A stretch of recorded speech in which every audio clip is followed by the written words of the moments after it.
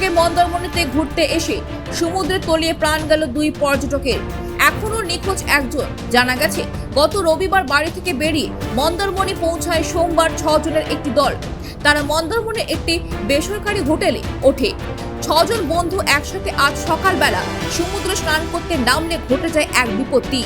6 জন বন্ধুর মধ্যে 3 জন বন্ধু তলিয়ে যায়। তার মধ্যে 2 জন বন্ধুকে উদ্ধার করে হাসপাতালে নিয়ে এলে ডাক্তাররা তাদের মৃত বলে ঘোষণা করেন। একজন বন্ধুর এখনো খোঁজ পাওয়া যায়নি। মন্দারমণি কোস্টাল থানা পুলিশ ও নুলিয়াদের চেষ্টায় আরেকজন নিখোঁজ বন্ধুর তল্লাশি চলছে। নুলিয়াদের সতর্কতা অমান্য করে তারা সমুদ্রে স্নান করতে নেমে যায়। না, আমাদের নাম দেখো বাধা দেয়নি, আর আমি বেশি দূর আমরা যাইও নি। আচ্ছা, সত্যি যেটা বলতে আমরা বেশি দূর আমরা যাইও নি। এই 2 জন ওরা পারে ছিল, আর আমরা 4 জন নিচে ছিলাম। আচ্ছা। সমুদ্রে হঠাৎ আমাদের একজন যে মারা গেছেন কৌশিক, কি নাম তার? কৌশিক মন্ডল, কি করতো সে? সে বাজারে চাকরি করে। আরেকজনকে আরেকজন আছে সমর চক্রবর্তী। আচ্ছা, কি করতো সমর? কি করতো?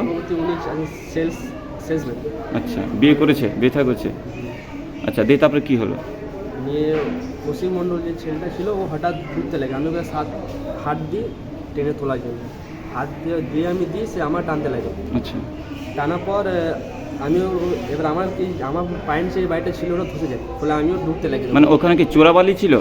চোরাবালি ছিল, হঠাৎ সেটা মানে ধসে যায়। ওটা মারে আর বাইরে ধসে যায়। ফলে আমিও তো ডুবতে লাগে। আমরা 4 জন ছিলাম। 4 জনের সাঁতার কাটতে জানে না, একজন জানে হয়তো আমাদের 4 জনের মধ্যে। জানা গেছে 3 জনের মধ্যে ছিলেন 40 বছর বয়সী শঙ্কর চক্রবর্তী, 30 বছর বয়সী কৌশিক মণ্ডল, অন্যজন ঋত্বিক বাড়া। কি কারণে এমন দুর্ঘটনা ঘটলো তা তদন্ত করছে পুলিশ। ইতিমধ্যে বন্ধুদের জিজ্ঞাসাবাদ করছে মন্দারমণি কোস্টাল থানা পুলিশ। বৃষ্টির সময় এমনিতে উত্তাল থাকে সমুদ্র সৈকত, তার মধ্যে সমুদ্র স্নানে নেমে বিপত্তি ঘটলো পর্যটকের। প্রত্যেকেই দুর্গাপুরের বাসিন্দা বলে জানা যাচ্ছে। পূর্ব মেদিনীপুর থেকে নিজস্ব প্রতিনিধি রিপোর্ট, খবর বাংলা।